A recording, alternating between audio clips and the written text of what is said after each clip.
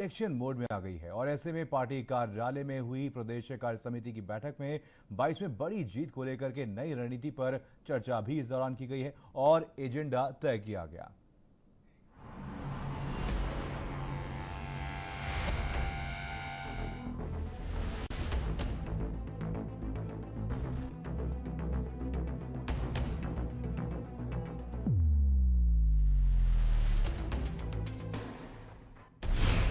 UP में चुनावी आगाज।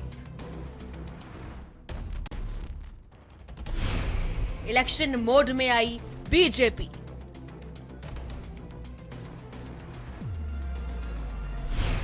पंचायत में जीत बनेगा मेगा इवेंट। कार्यकर्ताओं के जोश को रखना है हाई।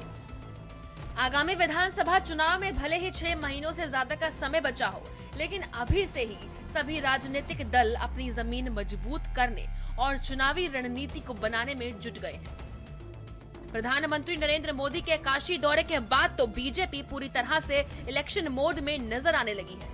अपने तैयारियों को धार देने और कार्यकर्ताओं तक जीत का मंत्र पहुंचाने के लिए पार्टी कार्यालय में बीजेपी प्रदेश कार्य समिति की 4 सत्रों में बैठक हुई, जिसका उद्घाटन राष्ट्रीय अध्यक्ष जेपी नड्डा ने वर्चुअली दिल्ली से किया।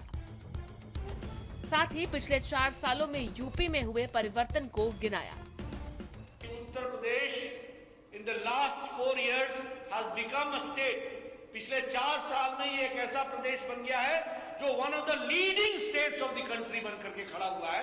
इस बात को और इसलिए इन सारी चीजों को ध्यान में रखते हुए हम सब लोगों को राजनीतिक दृष्टि से आगे भी अपने काम को बढ़ाना चाहिए। इतना ही नहीं, नड्डा ने विपक्ष पर जमकर निशाना साधा और कार्यकर्ताओं को चुनाव के लिए जुट जाने का संदेश भी दिया।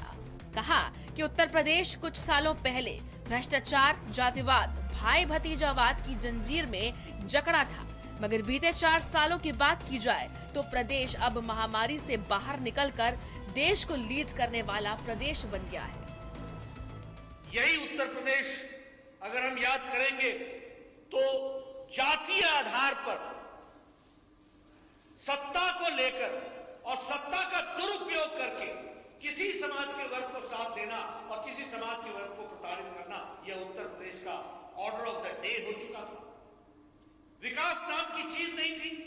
जातिवाद, भाई भतीजावाद, भ्रष्टाचार, अनाचार, इसका अड्डा बना था तो उत्तर प्रदेश। वहीं कार्य समिति की बैठक में कई राजनीतिक प्रस्ताव रखे गए, जिसे सर्वसम्मति से पास करा दिया गया, जिसे चुनावी एजेंडे के तौर पर भी देखा जा रहा है।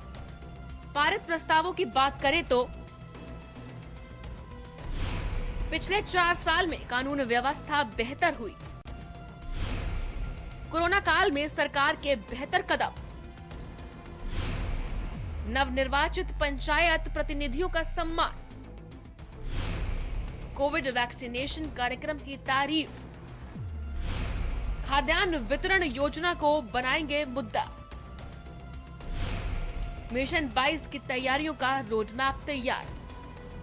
हर एक जगह भारतीय जनता पार्टी में 4 परिवार के सेवक और कार्यकर्ता दिखाई देते थे, जो सेवा के अभियान के साथ जुड़ करके प्रशासन का संबल बांध रहे थे, सहयोग कर रहे थे और उसका परिणाम रहा कि 40 लाख प्रवासी कामगार और श्रमिकों को कुशलतापूर्वक उनके गांव और उनके घरों तक पहुंचाने में हमें मदद मिली।